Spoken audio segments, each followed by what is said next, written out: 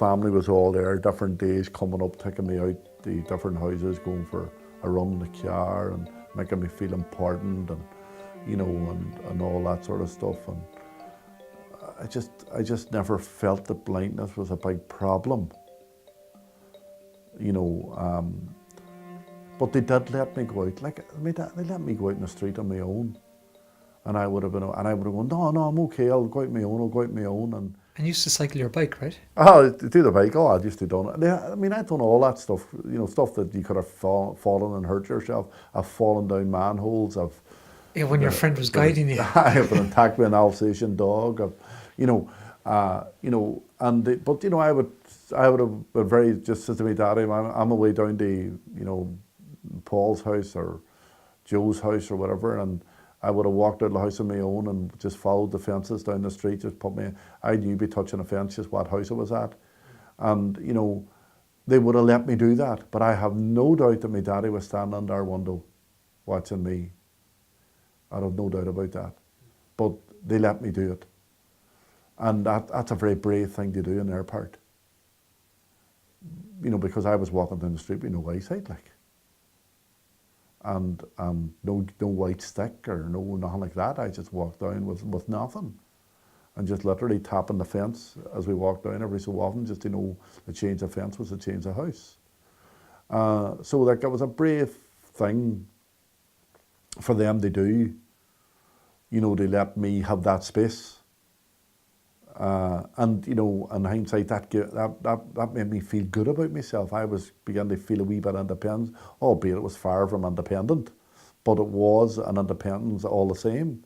And so I was able to do that.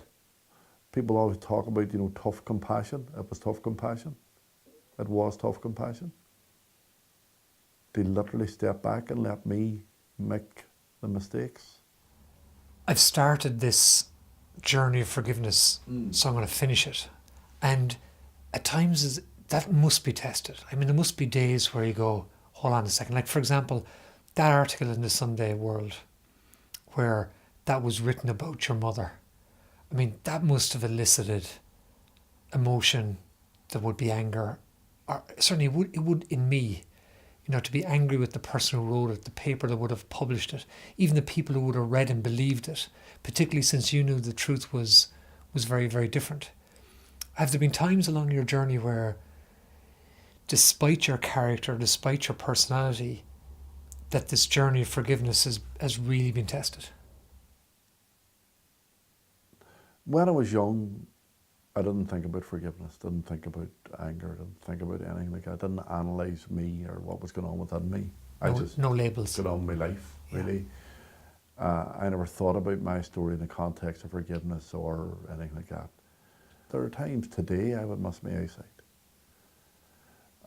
But it's, it's not anger, it's emotion. So I never really had anger, to be honest. And,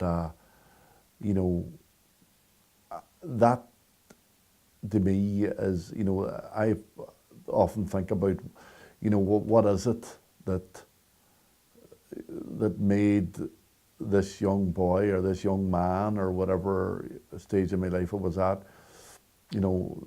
not be angry, because everything's there. I should have been angry.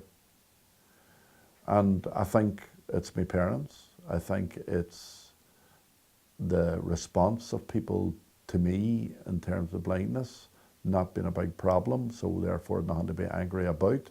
In fact, blindness was a positive experience. I think it's spirituality. I think it's faith. I think it's some God-given thing that I was born with this strength and ability. Because a 10-year-old boy really shouldn't have the strength and ability to deal with what I had to deal with. No. But I did. Charles isn't a bad person. He's not. But he did a bad thing. And sometimes that happens.